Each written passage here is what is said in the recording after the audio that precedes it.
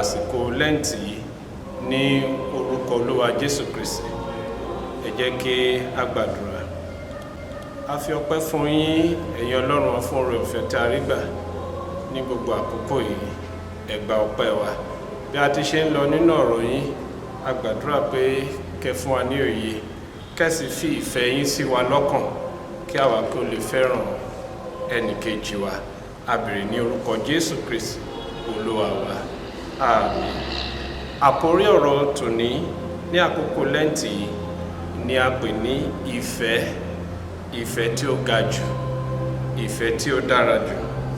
Nínú Kọ́ríńtì kìíní orí ìkẹtàlá ẹsẹ̀ ìkẹtàlá ní ǹjẹ́ nísinsìnyí ìgbàgbọ́, ìrètí àti ìfẹ́ ń bẹ, àwọn mẹ́ta yìí, ṣùgbọ́n èyí tí ó tóbi jù nínú wọn ni ìfẹ́.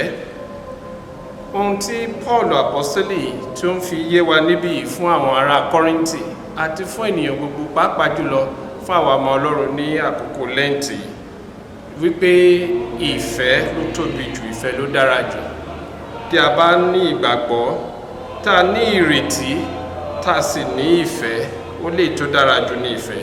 Tí a bá wo bí ó ṣe bẹ̀rẹ̀ sí ní ṣe àfihàn rẹ̀ láti ẹsẹ̀ ìkíní nínú Kọ́ríńtì tí a kà yìí orí ìkẹtàlá yìí, ó sọ pé tí òun bá tiẹ̀ ń fi onírúurú èdè bíi ti áńgẹ́lì sọ̀rọ̀, ó ní tí òun ní ohùn tó ń dún bíi kímbálì olóhùn gooro, tí ò bá sí ìfẹ́, ó ní ó já sí asán. Ó ní bí mo ní ẹ̀bùn ìsọtẹ́lẹ̀, bí mo sì ní òye gbogbo ohun ìjìnlẹ̀ àti gbogbo ìmọ̀, ó ní tí ò bá sí ìfẹ́, ó ní kò dára. Tí òun bá ní ìgbàgbọ́ tó bẹ̀ tí òun lè ṣí òkè ní ipò, tó lè ṣí òkè nídìí, tí èmi kò ní ìfẹ́, ó ní èmi kò jẹ́ nǹkan kan. Tí ó ń ṣàlàyé fún wa ní pé ohunkóhun tí a lè jẹ́ láyé, ohunkóhun tí a lè dà, ohunkóhun tí a lè gbà tàbí ipò tí a lè jẹ́ láyé, tí a ò bá fi ìfẹ́ hàn, a lè nígbàgbọ́ tó tóbi ni. Tí a ò bá fi ìfẹ́ hàn, ó ní kò já mọ́ nǹkan kan. Ẹsẹ̀ kẹta ní bí mo sì ń fi gbogbo ohun ìní mi bọ́ àwọn tálákà, tí mo sì fi ara mi fúnni láti sun, àti tí èmi kò sì ní ìfẹ́, èmi kò ní èrè kan. Ó ní kò sí èrè kan fún mi. In tí ọ̀rọ̀ Ọlọ́run sọ fún wa nìyí wípé bó tilẹ̀ jẹ́ wípé mo ń sọ wípé mo ní ìfẹ́ ni mo ṣe ń fún wọn ní nǹkan, ó dára bẹ́ẹ̀, ṣùgbọ́n ènìyàn lè fúnni ní nǹkan láì jẹ́ wípé ìfẹ́ wà nínú ọkàn rẹ̀. In tí ó ń sọ fún wa ni pé ìfẹ́ ni ó tóbi jù. Ìfẹ́ kì í hùwà àìtọ́, ìfẹ́ á máa mú sùúrù, ìfẹ́ á máa farada ohun gbogbo.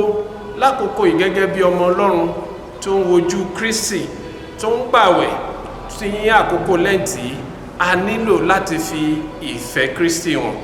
Ohun kan tí a ń láti mọ̀ gẹ́gẹ́ bí orin kan ti sọ wípé ìfẹ́ kì í gbéraga, ìfẹ́ kì í hùwà àìtọ́, ìfẹ́ kì í ṣe ìlara, ìfẹ́ kì í fẹ́, ìfẹ́ kì í gbèrò ohun ibi, ìfẹ́ ló tóbi jù.